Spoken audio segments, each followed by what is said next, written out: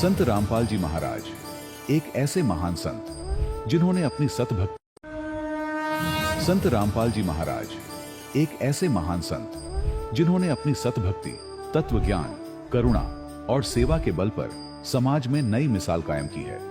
संत रामपाल जी महाराज की अगुवाई में उनके सभी सतलोक आश्रमों से समाज कल्याण के अद्भुत कार्यों ने समाज को सुनहरे भविष्य की एक नई उम्मीद दिखाई है।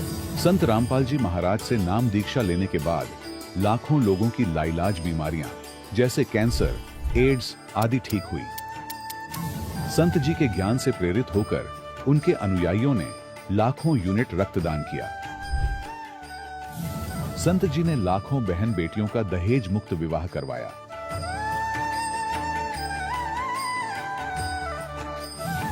संत जी ने लाखों लोगों का नशा छुड़वाया, करोड़ों उजड़े परिवार बसे। संत जी के आश्रमों में समागम के दौरान निःशुल्क नेत्र चिकित्सा, दंत चिकित्सा प्रदान की जाती है। संत रामपाल जी महाराज द्वारा समय समय पर पर्यावरण संरक्षण के उद्देश्य से बड़े स्तर पर वृक्षारोपण किया जाता है।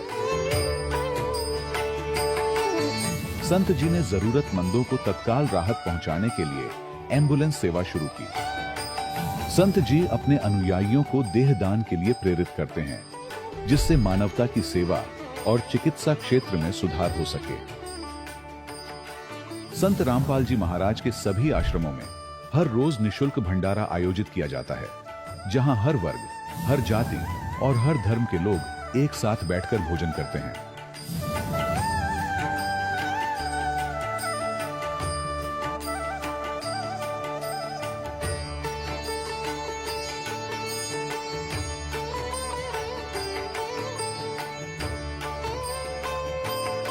संत रामपाल जी महाराज के आश्रम में हजारों बुजुर्गों को सम्मान और प्यार के साथ जीवन जीने का अवसर मिलता है।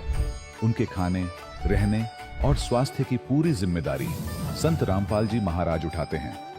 अनाथ बच्चों के लिए संत रामपाल जी महाराज के सभी आश्रम किसी वरदान से कम नहीं।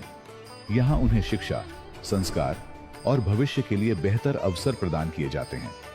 चाहे बाढ़ हो, भूकंप या महामारी, संत रामपाल जी महाराज और उनके अनुयायी हमेशा ही जरूरतमंदों के लिए सबसे आगे खड़े रहते हैं।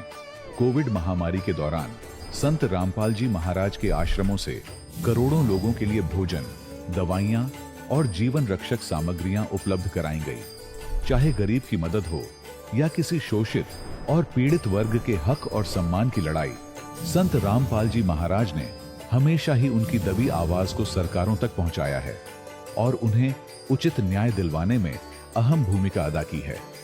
समाज में आध्यात्मिक और सामाजिक मूल्यों के प्रति जागरूकता लाने में संत रामपाल जी महाराज हर कदम पर मानवता के सच्चे सेवक साबित हुए हैं। संत रामपाल जी महाराज का जीवन हमें सिखाता है कि सच्ची सेवा वही है जो निस्वार्थ भाव से की जाए। आइए हम भी इस महान सेवा के कार्य में इस महान संत से जुड़ें और संत रामपाल जी महाराज से नाम दीक्षा लेकर अपने जीवन को धन्य बनाएं।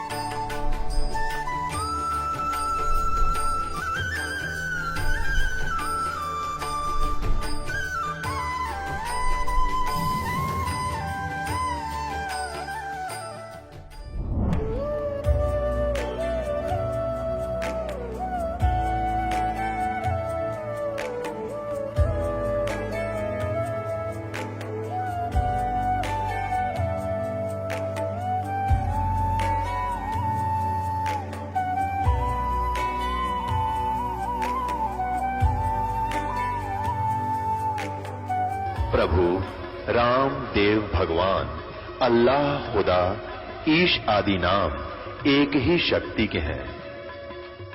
वो कैसा है, कहां है, कैसे मिलता है, किसने देखा है? ये प्रश्नवाचक चिन्ह पूर्ण रूप से हटाने के लिए अवश्य सुनिए जगत गुरु तत्वदर्शी संत रामपाल जी महाराज के अमृत वचन।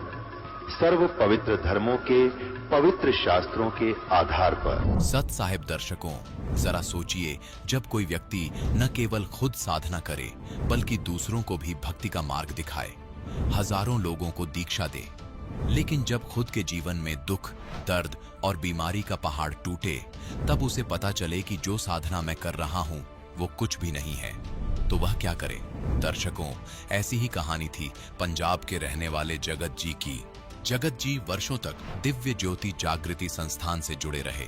उन्होंने न केवल स्वयं साधना की बल्कि हजारों लोगों को दीक्षा भी दी, लेकिन जब उनका खुद का शरीर बीमारी से टूटने लगा, मन असहनीय पीड़ा से भर गया और हर प्रयास व्यर्थ लगने लगा, तब उन्हें समझ में आया कि मैं जो भक्ति साधना कर रहा हूं वो ठीक नहीं है। लेकिन दर्शकों, आज जगत जी का कहना है कि जब से मैंने संत रामपाल जी महाराज से नाम दीक्षा ली है, तब से मुझे पता चल गया है कि शास्त्रों के अनुसार भक्ति क्या है।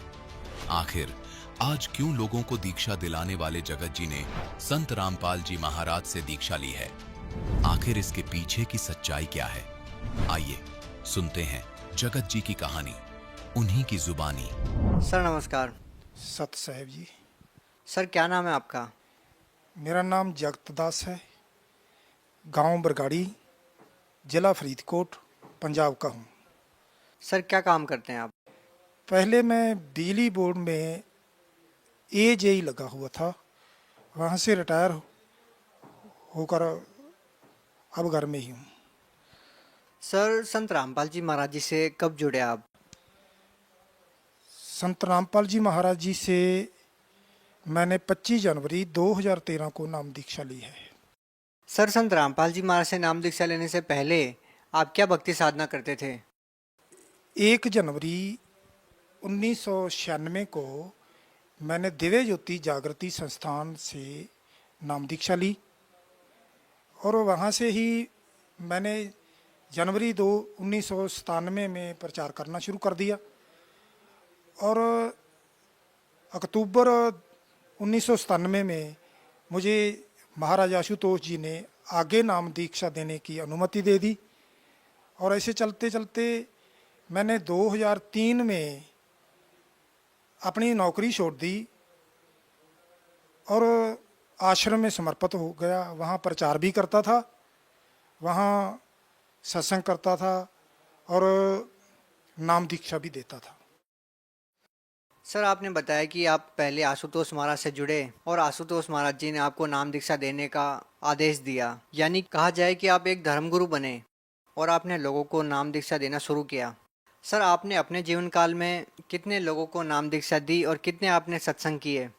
सत्संग तो मैंने इतने सालों में तकरीबन 2000 के करीब कर दी होगी और नाम दीक्षा भी बहुत लोगों को दी, जहाँ जहाँ जाते थे देते थे। सर आप खुद एक धर्मगुरु थे, खुद एक आप संत थे, खुद नाम दीक्षा देते थे, तो फिर संत रामपाल जी महाराज के शरण में आने की क्या जरूरत आन पड़ी? नहीं, हम संत नहीं थे, हम तो उनके प्रीचर थे, उनकी अनुमति पर ही नाम दीक्षा देते थे।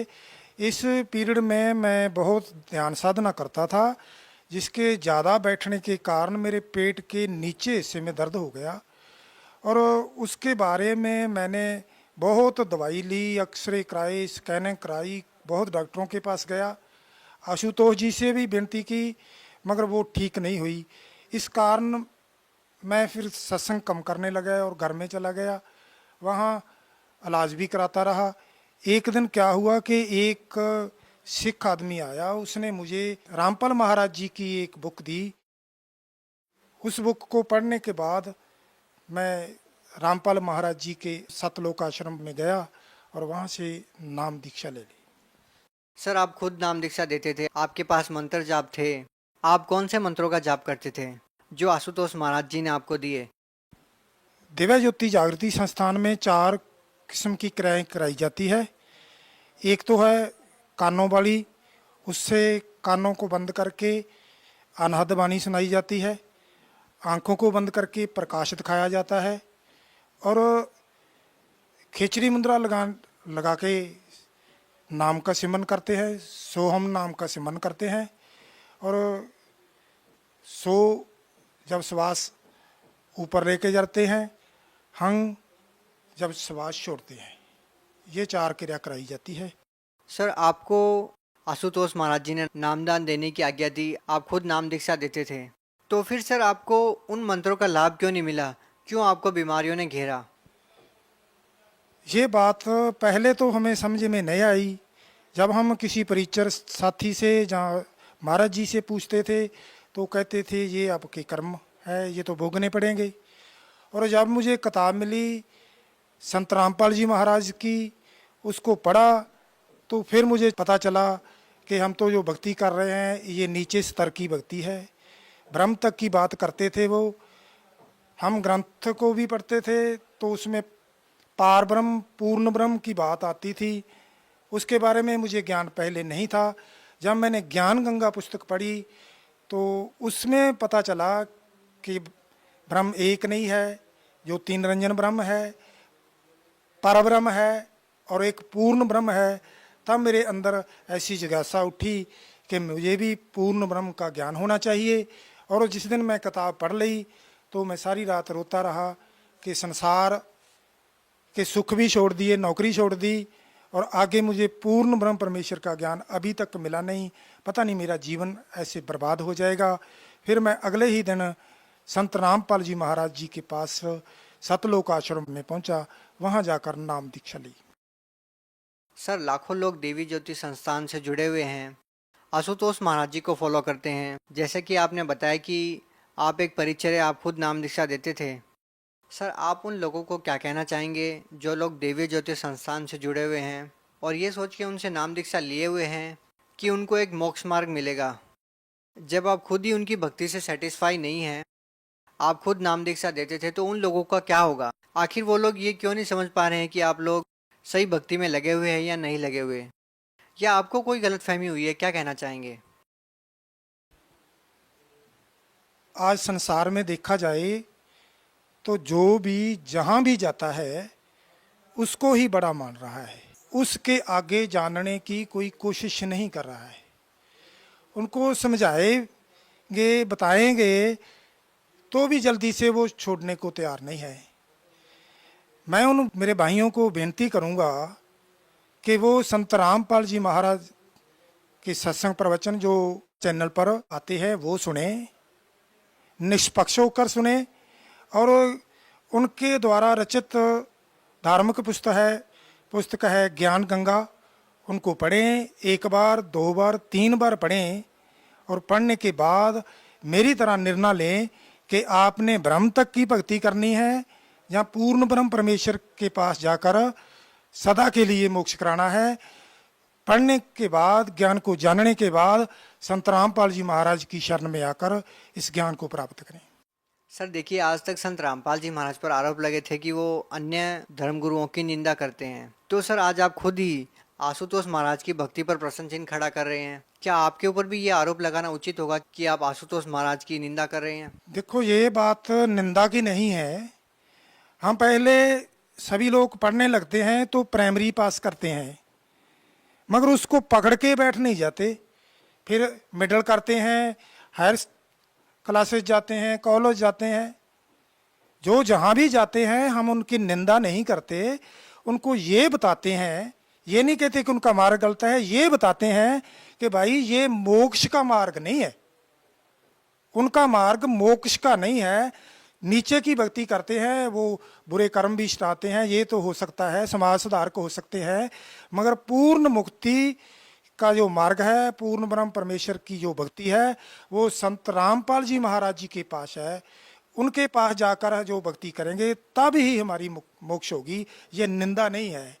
सर बड़ी विचित्र बात है कि इतना बड़ा पंथ दिव्य ज्योति संस्थान वो लोगों को ऐसी भक्ति विधि बता रहा है जो पूर्ण नहीं है, और एक संत रामपाल जी महाराज जी जिन्होंने कुछ ही साल पहले सतलोक आश्रम में एक अद्भुत भक्ति साधना प्रारंभ की और लोगों को दुखों से निजात दिलाने लगे। सर लोग कैसे समझेंगे कि संत रामपाल जी महाराज जी पूर्ण संत है, क्योंकि संत रामपाल जी महाराज की वेशभूषा को देख के नहीं लगता कि वो संत है। जैसे कि दिव्य ज्योति संस्थान में उनके जो परिचर हैं आशुतोष महाराज जी जो थे, उनका जैसे भी वेश था, उनकी वेशभूषा को देख के लगता है कि वो एक संत है।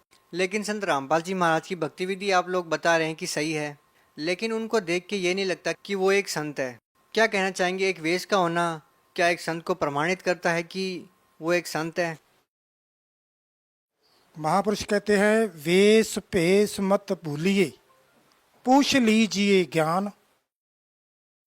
संत की पहचान वेश से नहीं होती, वेशभूषा तो कोई भी बना सकता है।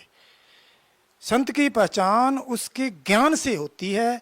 इसलिए ये संत रामपाल जी महाराज जी की पहचान करनी है तो उसकी पहचान ज्ञान से हो गई। जो उनका ज्ञान है वो उनके ज्ञान की जो विधि है, जो तरीका है, वो हमारे चारों वेदों के अनुसार है, श्रीमद् भगवत गीता के अनुसार है, बाकी धर्म ग्रंथों के अनुसार है। जो संत हमारे धर्म ग्रंथों में लिखी हुई विधि विधान के मुताबिक, विधान के अनुसार पूरा ज्ञान देता है, वह संत है। कोई वेशभूषा संत नहीं है, कोई चोला संत नहीं है, कोई उनका रहन सहन संत नहीं है। संत की पहचान उनके ज्ञान से होती है। सर, आप खुद दिव्य ज्योति संस्थान में एक परिचर रहे हैं, आपको इतनी सारी बीमारियों ने घेरा, आपने आशुतोष महाराज जी से पर्सनली जाके मुलाकात की दुखों के बारे में, फिर भी आपको निजात नहीं मिली।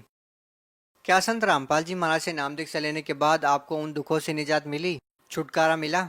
मेरा जो पेट दर्द था, मुझे नहीं पता था कि गुरु जी से प्रार्थना करनी है, संत रामपाल जी महाराज जी से प्रार्थना करनी है, मुझे नहीं पता था, मैंने नहीं की। और जब मैं बाहर आया तो मुझे एक लिखा मिला शंका समाधान। वहाँ आया तो वहाँ आकर मैंने बताया कि मेरे पेट दर्द है। तो शंका समाधान में कहते जा, आप इस दरबार में आ गए हो, पेट दर्द अब तो रहेगा नहीं। उस दिन के बाद आज तक मेरे कोई पेट दर्द नहीं हुआ। सर, संत रामपाल जी महाराज से नाम दीक्षा लेने के बाद आपको और क्या लाभ मिले? लाभ तो अनेकों मिले हैं, मगर मैं एक दो ही बयान कर पाऊंगा, समा इजाज़त नहीं दे रहा है।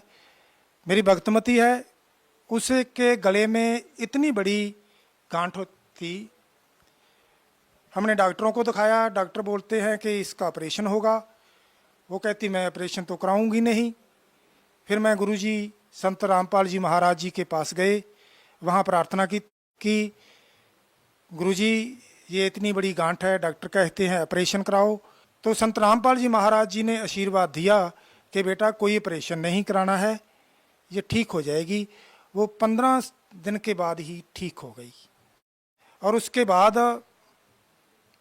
मेरे काला मोतिया था, 2011 में हुआ था। डॉक्टर ने बता दिया था कि ये मौत तक दवाई लेनी पड़ेगी, ये बीच में छोड़ेगा निगाह चली जाएगी, दोबारा नहीं आएगी, इसलिए मरण तक की दवाई चलेगी, इसका और कोई इलाज नहीं है। मैंने संत रामपाल जी महाराज से प्रार्थना की, गुरुजी मुझे काला मोतिया है। तो गुरुजी कहते बेटा दवाई ले ले, ठीक हो जाएगा। मैंने दवाई लेता रहा और थोड़ा समय बीत गया तो मैंने तो ध्यान ही नहीं दिया। एक दिन सिर में बहुत दर्द हुआ, डॉक्टर ने चेक किया, वो कहता अपनी आँखों की दृष्टि चेक कराओ। आँखों की दृष्टि चेक कराई, मैं वही पर्ची लेकर गया तो डॉक्टर ने चेक करके कहा कि मुझे नहीं लगता कि आपको काला मोतिया है।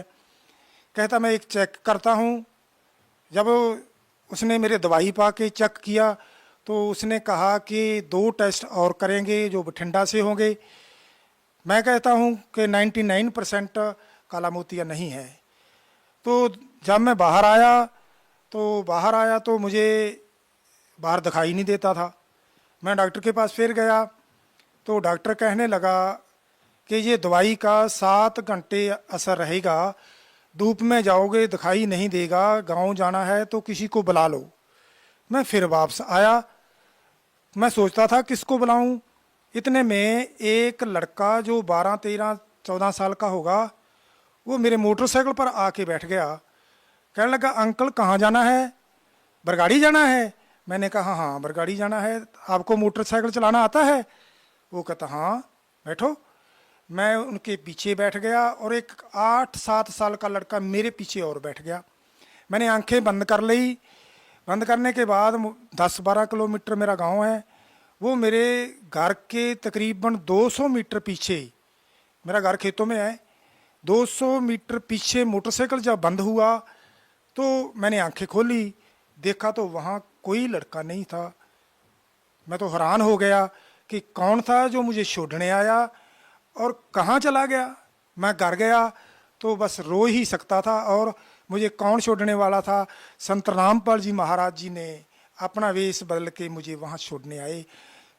उनके क्या क्या मैं देन दे सकता हूँ? मैं तो कमीना हूँ, कुत्ता हूँ। उसके जो एहसान है उनका मैं कुछ दे नहीं सकता है।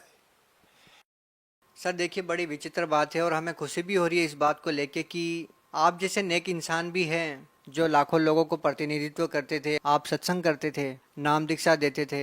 उसके बाद आपने संत रामपाल जी महाराज के सत्संग सुन के ये विचार किया कि हम समाज को सही दिशा नहीं दे रहे हैं और आपने उस गलती को माना और संत रामपाल जी महाराज से नाम दीक्षा ली। सर, आप उन साधु संतों को, उन धर्मगुरुओं को क्या कहना चाहेंगे जो आज भी लाखों लोगों का प्रतिनिधित्व करते हैं और उनको एक गलत भक्ति साधना बता रहे हैं? जो साधु संत समाज को ये सेध दे रहे हैं, ये तो लालच करके दे रहे हैं, फिर तो बात ही और है। ये उनके मन में है कि हमने समाज का सुधार करना है, हमने समाज को मुक्ति देनी है। तो मैं उन सब से प्रार्थना करूंगा कि मान अहंकार छोड़कर वो इस ज्ञान को अच्छी तरह पढ़ें, जानें और फिर इस नाम को प्राप्त करें। इस पूर्ण नाम को प्राप्त करने के बाद आपको कितनी अच्छी पदवी मिलेगी। आप सदा के लिए सतलोक चले जाओगे। मगर ये इस झूठ के सहारे रहेंगे। कुछ दिन की मान वडाई है, इस मान वडाई के कारण हमारा जीवन नरक बन जाएगा। इसलिए ये मान वडाई को छोड़कर इस पूर्ण ज्ञान को प्राप्त करें। इसमें कोई बड़े छोटे की बात नहीं होती। जो वस्तु की हमें जरूरत है, महापुरुष कहते प्राणी तू आया लाहा लैन, लग्गा कित कफकड़े सब मुक्ति चली रहन। इस संसार ਦੇ ਅੰਦਰ ਸਾਡੀ ਇੱਕ ਰਾਤ ਦੀ ਤਰ੍ਹਾਂ ਰਾਤ ਖਤਮ ਹੋਣ ਵਾਲੀ ਹੈ। ਅਸੀਂ ਸਾਰੀਆਂ ਗੱਲਾਂ ਨੂੰ ਛੱਡ ਕੇ ਇਸ ਪੂਰਨ ਗਿਆਨ ਨੂੰ ਪ੍ਰਾਪਤ ਕਰੀਏ, ਸਦਾ ਲਈ ਸਤਲੋਕ ਜਾ ਕੇ ਮੁਕਤੀ ਪ੍ਰਾਪਤ ਕਰੀਏ, ਤਾਂ ਹੀ ਸਾਡਾ ਕਲਿਆਣ ਹੋਏਗਾ। सर, भगत समाज को क्या संदेश देना चाहेंगे? सभी भक्त समाज को मैं संदेश यही देना चाहूँगा कि आप अपने मन से पहले जहाँ आप जुड़े हैं वो बात निकाल दें कि ये बड़ा है, इससे बड़ा और कोई नहीं है, और जानने की कोशिश करें। संत रामपाल महाराज जी के जहाँ सत्संग सुने, सत्संग सुनने के बाद उसको पूरी तरह जान लें कि पूर्ण ब्रह्म का ज्ञान क्या है।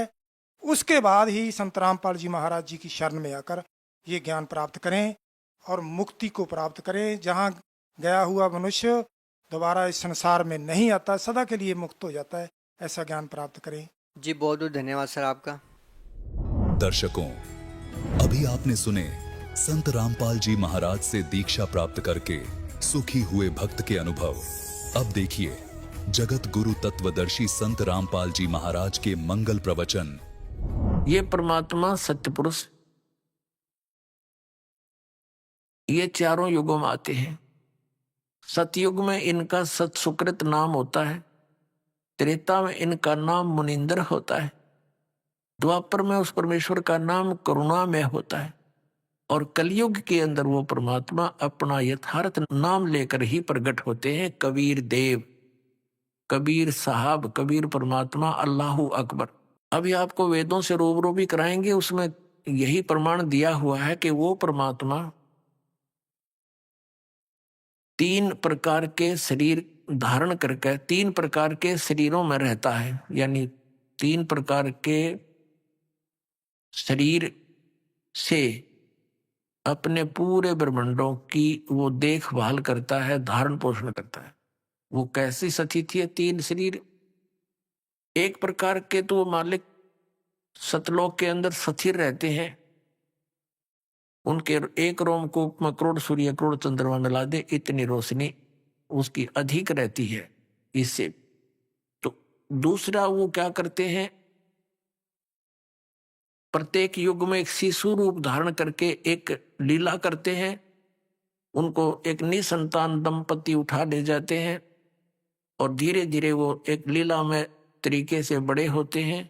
छोटी सी आयु में ही वो विद्वानों के साथ डिस्कस करना शुरू कर देते हैं, उनके छक्के छुड़ा देते हैं। फिर वो बड़ा होते हैं, अपनी अमृत वाणी को बोलकर सुनाते हैं, वो लिपिबद्ध कर दी जाती है। उसको सच्चिदानंद घन ब्रह्म की वाणी अर्थात उसको सूक्ष्म वेद बोलते हैं, उसको तत्व ज्ञान भी कहते हैं। और तीसरी स्थिति यह है कि वो जब चाहे कहीं पर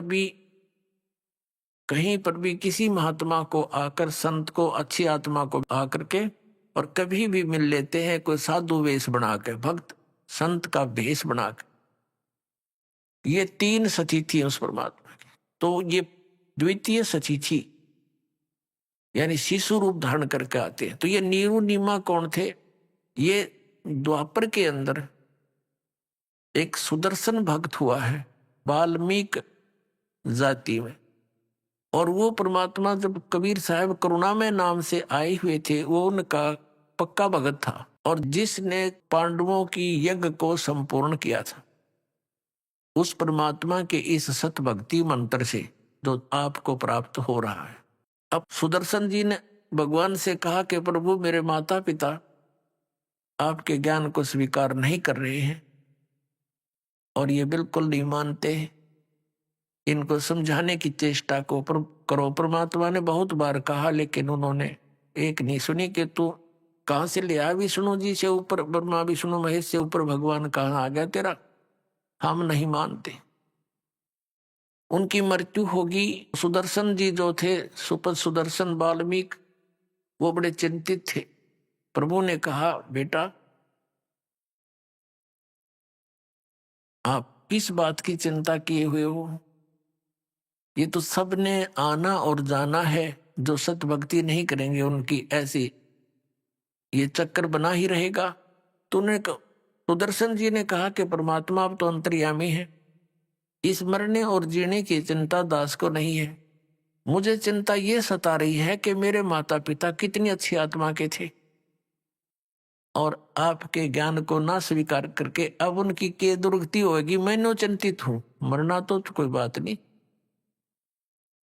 और तब परमात्मा ने कहा भी, एक दिन भगवान ने कहा कि सुदर्शन चल तुझे सतलोक ले चलूं।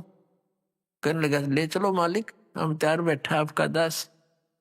फिर परमेश्वर ने कहा कि कोई तेरी यहां इच्छा तो नहीं है किसी यहां संसार की किसी वस्तु में?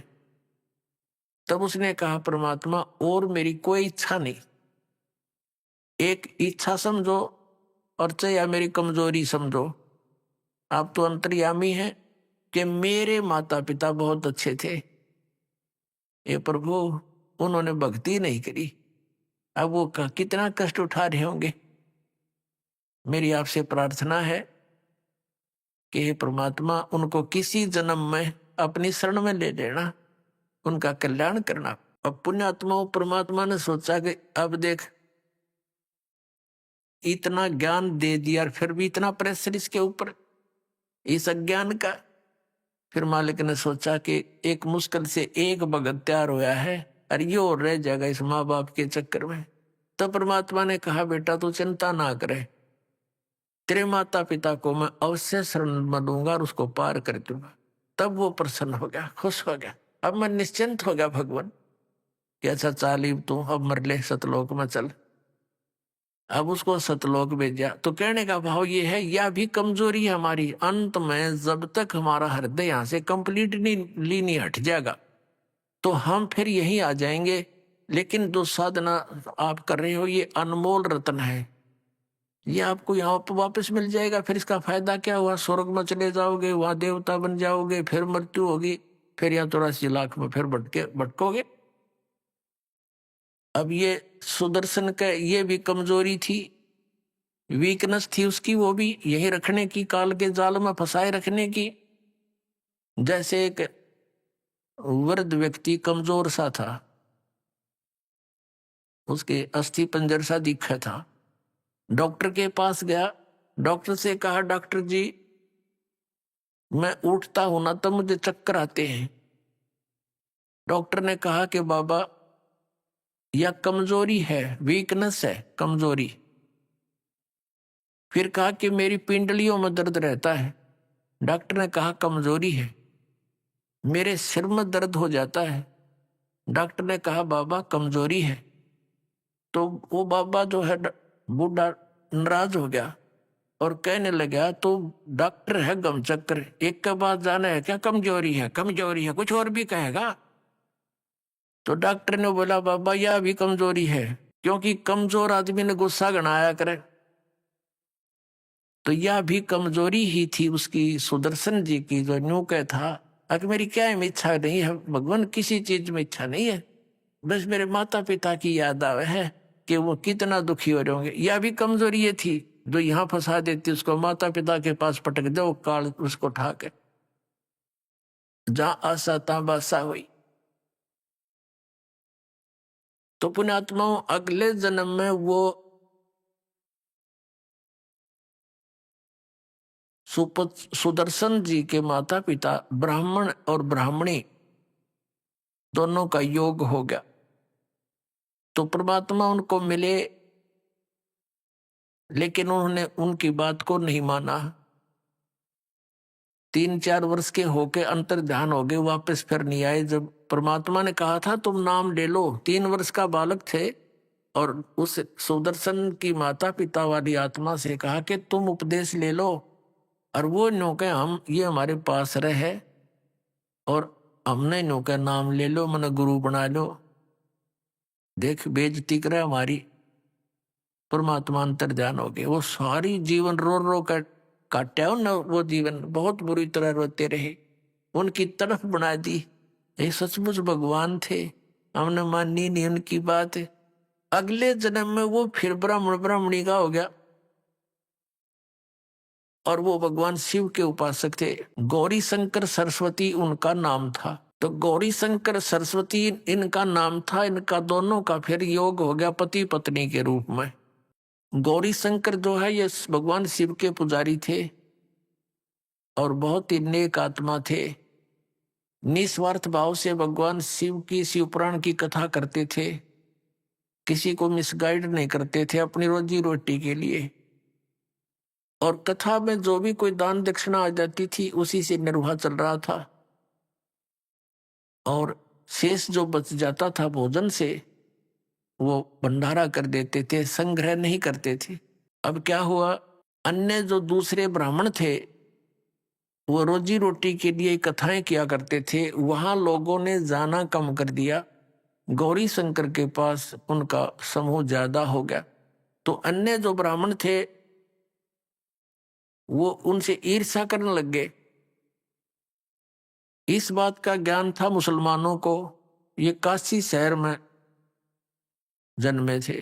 तो मुसलमानों ने सोचा कि ये गौरी शंकर हिंदू धर्म का प्रचार घना कर रहा है, और इसके साथ ये ब्राह्मण है नहीं, और उन गुरुओं के साथ ही जनता होती थी, जो वो कहते थे वही कर देते थे। तो मुसलमानों ने जबरदस्ती बलपूर्वक अपना जूठा पानी उनके कपड़ों पर छिड़क दिया। उस गौरी शंकर सरस्वती के कपड़ों पर घर में उनके मुंह में डाल दिया जबरदस्ती, और कह दिया ये मुसलमान बन गए, मुसलमान बन गए।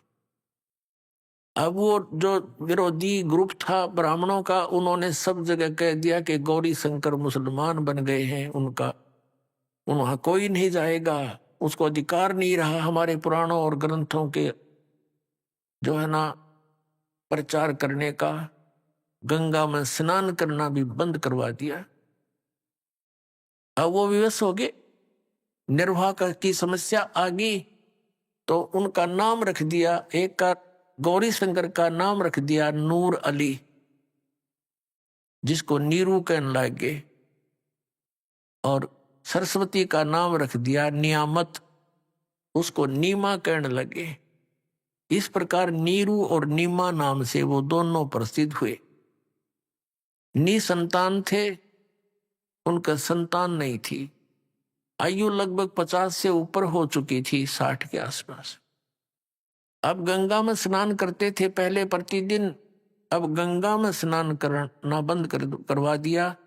उनके लिए समस्या आई, तो उनको धीरे धीरे पता चला कि एक सरोवर है लहर तारा नामक, और उसमें गंगा का जल ही वर्षा के दिनों में जब ओवरफ्लो होकर चलती है दरिया, उछल उछल के लहरों के द्वारा वो जल से बहुत बड़ा सरोवर का रूप धारण कर लेता है। वो फिर सारा वर्ष बहुत अच्छा शुद्ध जल उसमें रहता है। तो वो दोनों जने प्रतिदिन वहां स्नान करके आते थे। रोटी रोजी के लिए, निर्वाह के लिए उन्होंने एक सिंपल सा कारखाना लाया, यानी जिसमें कुछ भी खर्च ना हो, कपड़ा बुनने के। उसमें 4-5 डंडे से गाडड़े होते हैं, बस लकड़ी के काट के जंगल तक, और उसमें सूत लाकर लोगों से उनको बनाने की मजदूरी लेते थे। तो जिस कारण से वो कपड़ा बुनने के कारण जुलाहा नाम से प्रसिद्ध हो गए। अब वो संतानहीन थे। व्यक्ति तो कुछ अपनी कर लेता है संतुष्टि, लेकिन ये बहन जो होती है इनको समाज नहीं टेकन देता। कोई ना कोई आता है, पूछता है, अरे भगवान ने कोई बच्चा नहीं दिया, एक बालक तो चाहिए था। तो फिर वो रोती है बेचारी जिसका संतान नहीं होती। तो ऐसे ही कोई एक दिन इंजेक्शन लगा निम्मा के, शाम ने कोई बात चल गई होगी, तो सुबह उठकर वो इस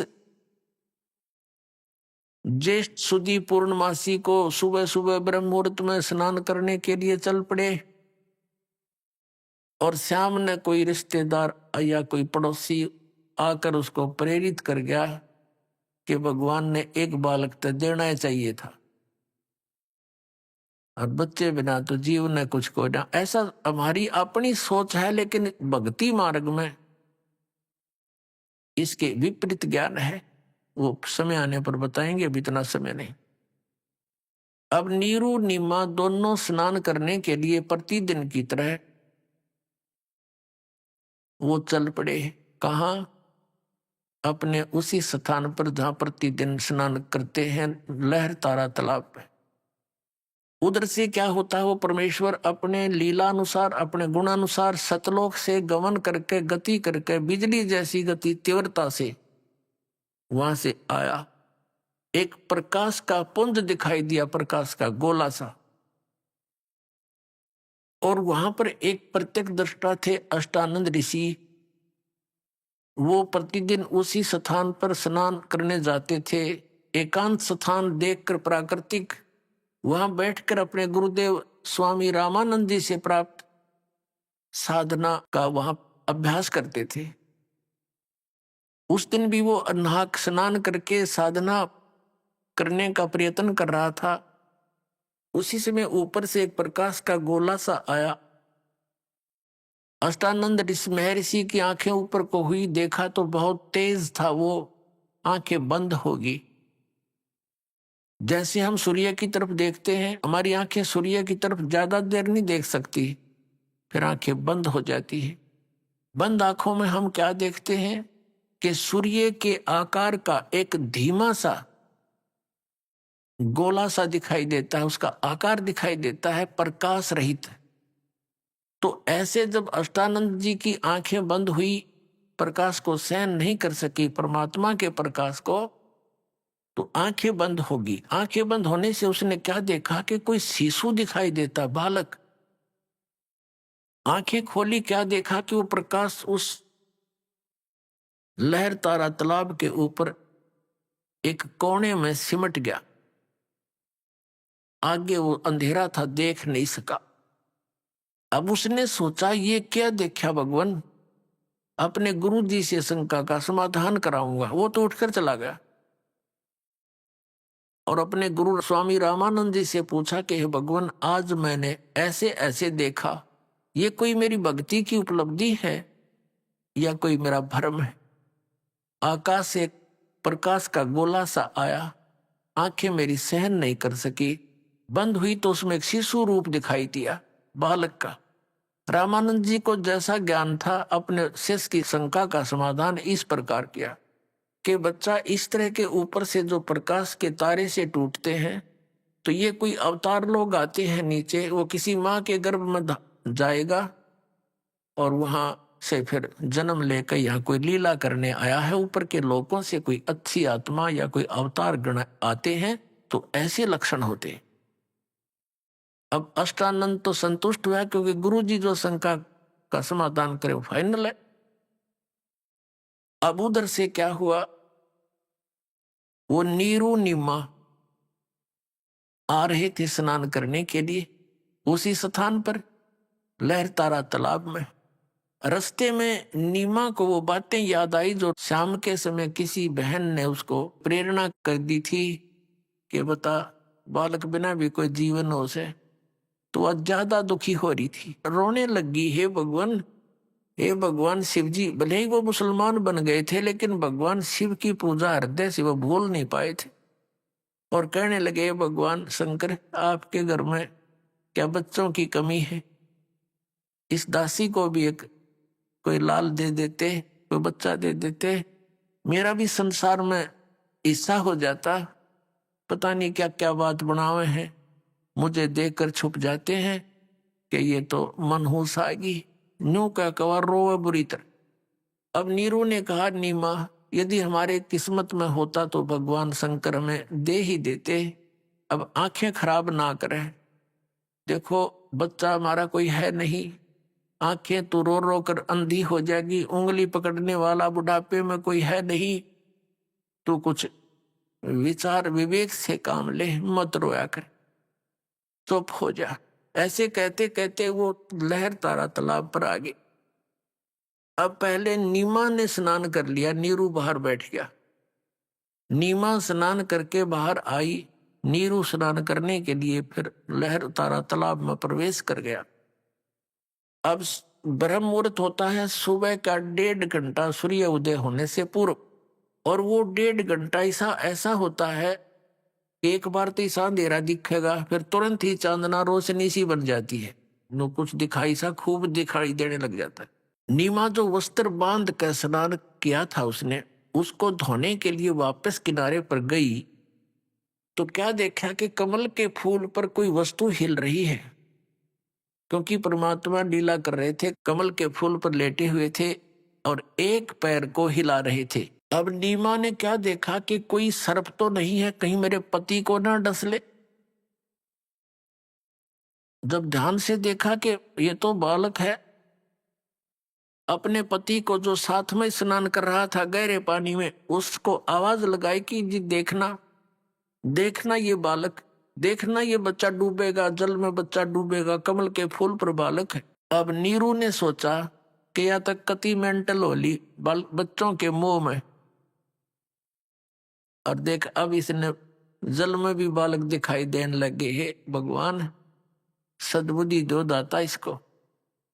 तो वो कहने लगा स्नान करता करता कि नीमा तू कति पागल होगी।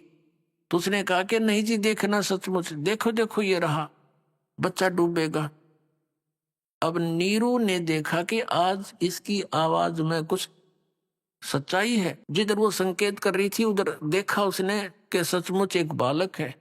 तो उसने आओ देखा ना ताओ देखा, फट उठाया, कमल के फूल समेत तोड़ लिया बालक को और अपनी पत्नी को दे दिया। और नीमा इस परमेश्वर को लेकर के बाहर आ गई सरोवर से। अब नीरू नहा रहा था और नीमा ने देखा उस परमात्मा का इतना सुंदर शरीर, इतना सुंदर चेहरा। अपनात्मा जिस भगवान के नाम लेते रोम रोम खड़े हो जाते, और उस परमेश्वर के लिए दुनिया भक्त भटक रहे हैं, लाखों वर्षों, हजारों वर्षों, सैकड़ों वर्षों तक तपस्याएं कर ली, वो परमात्मा ना मिला। और उस बहन को नीमा की गोदी में बैठा है। अपनात्मा बर्फ तो दूर से ही ठंड कर देती है और निकट हो जाता कति गर्मी आसपास नहीं आने दे, तो संसारिक जो दुख उस भगवान की प्रेजेंस में छू मंतर हो जाते हैं। और जब ये टेंशन खत्म हो जाती है तो आत्मा अपने आप को हल्का सा महसूस करती है। तो परमात्मा की उपस्थिति में ये समाप्त हो जाते हैं। तो उस जिस मालिक के नाम लेने तो आत्मा गदगद हो जाती है, और उसको वो माई लाड कर रही है, सीने से लगा रही है, कदे उसका मुंह चूम रही है और शुक्र मना रही है अपने भगवान शंकर का। हे भगवान, हे शंकर भगवान, आज अर्ज करी थी हृदय ते, आज सुन ली मेरी। अब परमात्मा कहते हैं कि जगत का पेख ना पेखा और धनी का नाम ना लेखा। वहां नंबर शंकर भगवान के बनने लग रहे हैं और मालिक खुद आ रहे हैं उसके लिए। तो हम ऐसे था हमारे साथ, हम लोकवेद के आधार से जो भी साधनाएं करते थे, जो भी सुख होता था प्रारब्ध बस, तो हम इन भगवानों को क्रेडिट देते थे, ब्रह्मा विष्णु महेश और श्याम जी हनुमान जी को, जबकि ये इनका कोई रोल नहीं प्रारब्ध के अंदर, ना ये सुख दे सकते ना ये दुख दे सकते। अब यहाँ आपको थोड़ी सी अमृत वाणी सुनाते हैं, वो सच्चिदानंद घन ब्रह्म की वाणी। अपने आत्मा आपको परमात्मा की अमृतवाणी सुनाते हैं। 84 बंधन कटे कीनी कल्प कबीरे, भवन चतुर्दश लोक सब ये टूटे जम जंजीरे। अनंत कोट ब्रह्मांड में वो बंदी छोड़ कहाए, सो तो एक कबीर है वो जननी जने नमाए। पुणात्मा, ये इतना लंबा सिलेबस है कि जो दास आज शुरू करना चाहे था, सुनाना चाहे था, वहां तक तो पहुंच ही नहीं पाया है। फिर भी ये सारा ज्ञान मिलकर ही हमारा पूरा कोर्स होगा। अब यहां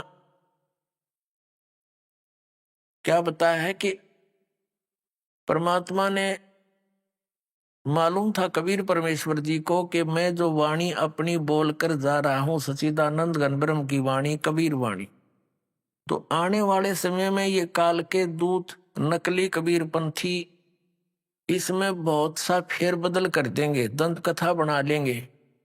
उसकी पूर्ति के लिए उन्होंने आदरणीय गरीबदास साहिब जी को, वो सतलोक से चलकर आए एक साधु रूप में, गांव छुड़ाने जिला जज्जर हरियाणा के अंदर खेतों में गौ चरा रहे थे, वहां मिले।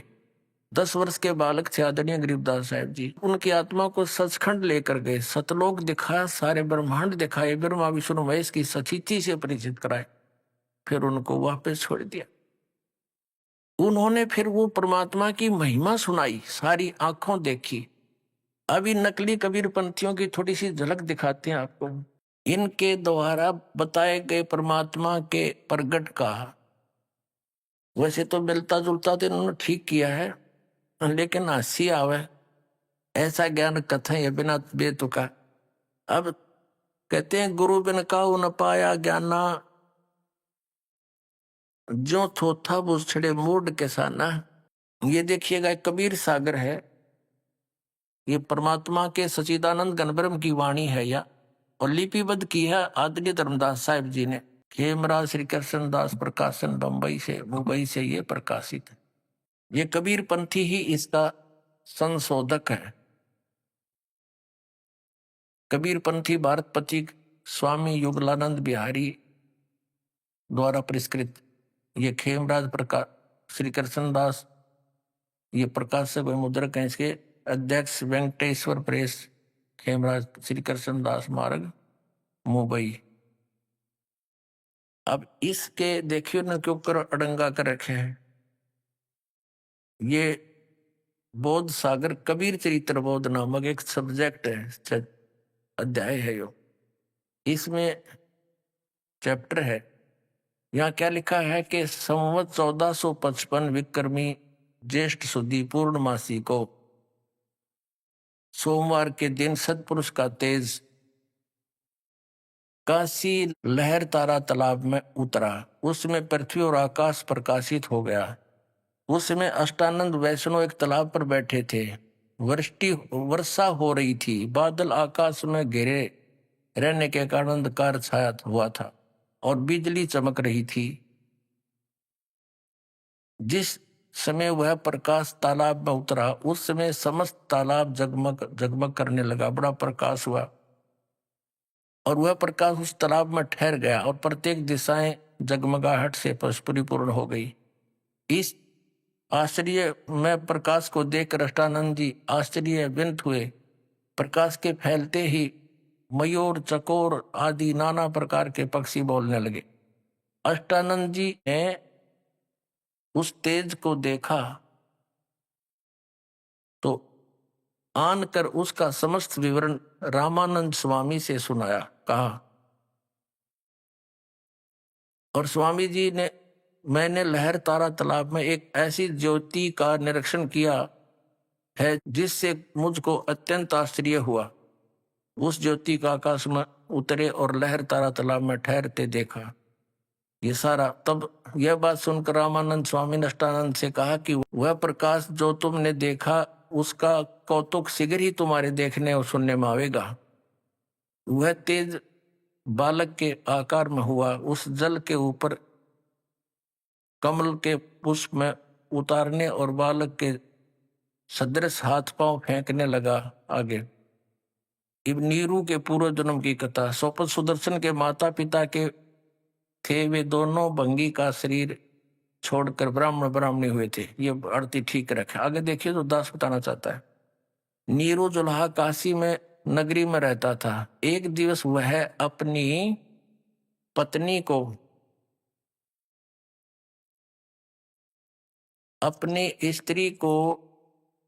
अपनी स्त्री से चलाता था। अच्छा, देववात वह लहर तारा तालाब के समीप से निकला। उसकी स्त्री नीमा प्यासी हुई और जल पीने के निमित्त वह तालाब पर गई। वहां देखा तो एक बड़ा ही सुंदर बालक कमलों में तैरता फिरता है और हाथ पांव फेंक रहा है। उस बालक को देखकर नीमा तालाब के भीतर घुसकर बच्चे को अपनी गोद में उठा लिया और तालाब से बाहर निकलकर नीरू के पास आई। तब पूछा कि यह किसका लड़का ले आई। तब नीमा ने उत्तर दिया कि मैंने तालाब में पाया है। नीरू ने कहा कि यह लड़का जहां से तू लाई है वहीं रखा नहीं तो मालूम कि यह किसका लड़का है। तब उस स्त्री ने उत्तर दिया कि ऐसा सुंदर बालक तो मैं कदापि नहीं छोड़ूंगी। तब नीरू ने कहा कि लोग मुझको हंसेंगे और ठठाएंगे और ठट्ठे उड़ाएंगे कि मुकलावे में ही नीरू अपनी स्त्री के साथ एक पुत्र भी ले आया। अब इनकी नालायकी बताऊंगा। इतनी तो आपको दिखाया है कि इसमें नूर लिखा है कुछ। ये क्या कहना चाहते हैं कि नीरू अपनी पत्नी ने पहली बार लाया मुकलावे में, और रास्ते में बादल कड़के थे, खूब जोर की वर्षा हो रही थी। अष्टानंद उड़ा बैठा था वर्षा में, है तरह से। अकल देखो इनकी। अष्टानंद वह साधना कर रहा था उस वर्षा में। ये बिना तो की बात। वास्तविकता ये है पुण्यात्माओं, ये इनकी दंत कथा है। इस सत्य को सत्य रखने के लिए, सत्य को ऊपर रखने के लिए, सच्चाई जो बनाए रखने के लिए परमेश्वर ने अपनी प्यारी आत्मा गरीबदास जी को ये ज्ञान दिया। तो वो जो दास आपको सुनाना चाहता ईब समझ में आओगी।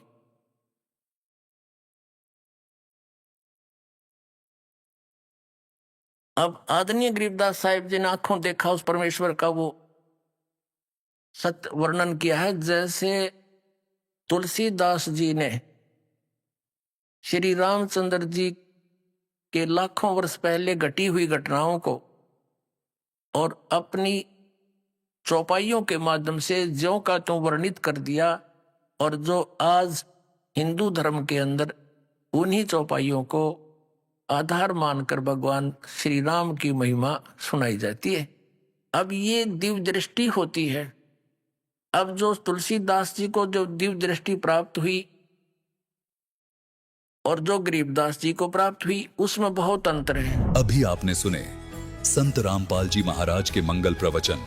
आइए अब सुनते हैं संत रामपाल जी महाराज से नाम दीक्षा लेकर सतभक्ति करके अद्भुत लाभ प्राप्त करने वाले अनुयायी के विचार। दर्शकों, मनुष्य जीवन भर सच्चे सुख की तलाश करता है, लेकिन जब उसे सुख की प्राप्ति नहीं होती तो वह मायूस होकर भटकता रहता है और नशे जैसी बुरी लतों का शिकार हो जाता है। दर्शकों, कुछ ऐसी ही कहानी थी हरियाणा के रहने वाले हवा सिंह सैनी जी की। हवा सिंह जी ने अपने जीवन में हिंदू धर्म में प्रचलित हर प्रकार की साधनाओं को अपनाया, मंदिरों में दर्शन, व्रत उपवास, तंत्र मंत्र, यज्ञ हवन आदि सब इन्होंने किया, लेकिन फिर भी इन्हें न तो शारीरिक सुख मिला और न ही मानसिक शांति, बल्कि स्थिति ये हो गई कि ये नशे के चंगुल में फंसते चले गए और साथ ही प्रेत बाधा जैसी समस्याओं ने इन्हें चारों ओर से घेर लिया था।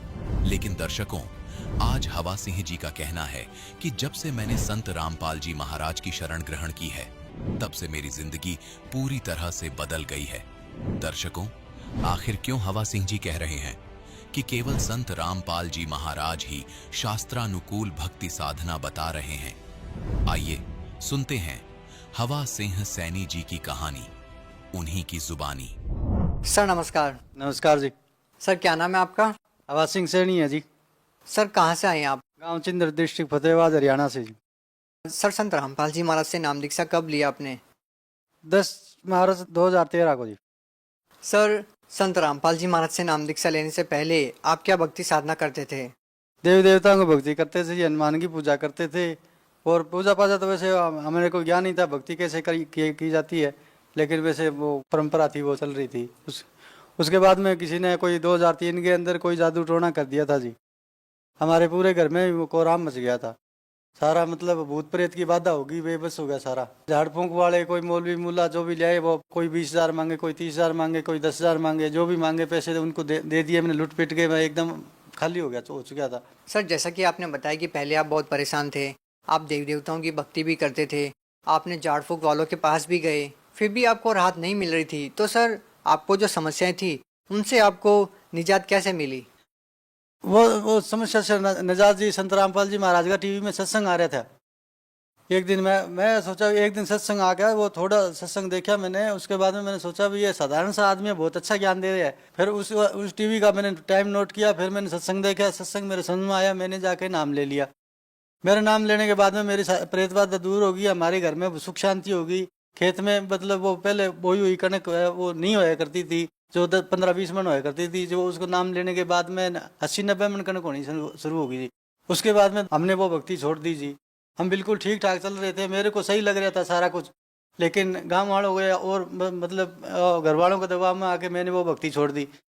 उसके बाद में फिर मैं झाड़ फूंक वालों के चक्कर में फिर चला गया। तो मैं कहीं जा रहा था, छुड़ाने की बस में बैठा था झज्जर की, तो संत रामपाल जी महाराज ने साक्षात दर्शन दिए। और फिर कोई भक्त का फोन आया, उसने बताया कि भाई आप संत रामपाल जी महाराज की शरण में दोबारा आओ तो आपको परमपिता परमात्मा आइए, आपको माफ़ कर देंगे और सतभक्ति पे लग जाओ, आप कहीं धक्के खाने मत जाओ। संत रामपाल जी महाराज की मैंने दोबारा नए सिरे से नाम लेके दोबारा भक्ति स्टार्ट करी है। नहीं, उससे मेरे को वही लाभ वही हो रहा जी, सब सारा कुछ। और कोई लाभ? और लाभ जी, एक मासिक धर्म मतलब धर्मपत्नी का हो, वो 24 घंटे चले। अब उसका कोई इलाज नहीं था, डॉक्टरों ने लिख के दे दिया था वो ये इसका इलाज होगा ही नहीं। और संत रामपाल जी महाराज के नाम लेने के बाद में वो बिल्कुल ठीक हो गया जी। सर क्या पहले आप कोई नशा करते थे? हाँ जी, बीड़ी पीता था, शराब भी पीता था। क्या सर आप अभी भी बीड़ी पीते हैं, शराब पीते हैं? नहीं जी, बिल्कुल नहीं पीता जी। सर ये आपका नशा कैसे छूटा? सर नाम लेने के बाद में अपने आप ही ऑटोमेटिक ही छूट गया जी। जब नाम लेने गया था बस स्टैंड तक, तो मैं बीड़ी पीता ही गया था जी। किन से नाम दीक्षा ली? संत रामपाल जी महाराज से जी। सर क्या जो लोग आज भी नशा करते हैं, शराब पीते हैं, वो संत रामपाल जी महाराज से नाम दीक्षा लेते हैं, तो क्या उनका भी नशा छूट जाएगा? हाँ जी, गारंटी के साथ कहते हैं। चाहे मेरी कोई ज़मीन लिखा ले, अभी जो अपनी मर्जी से जो नशा छोड़ना चाहेगा तो वो ज़रूर छोड़ेगा। सर हिंदुस्तान में बहुत सारे धर्मगुरु हैं, लोग संत रामपाल जी महाराज से ही नाम दीक्षा क्यों ले? संत रामपाल जी महाराज जी वो जो सतभक्ति दे रहे हैं उनसे ही लाभ होगा, और किसी से लाभ नहीं होगा। सर आप भगत समाज को क्या संदेश देना चाहते हैं? संदेश तो जी हम क्या दे सकते हैं, हम तो विनती कर सकते हैं। कोई भी भक्त किसी से प्रेत बाधा हो, चाहे कोई दशा करता हो, या कोई किसी प्रकार की बीमारी हो, तो गारंटी शुदा बात है, संत रामपाल जी महाराज से नाम लो और भक्ति करो और अपना जन्म मरण से मोक्ष कराओ। जी बहुत बहुत धन्यवाद आपका। सत साहिब जी।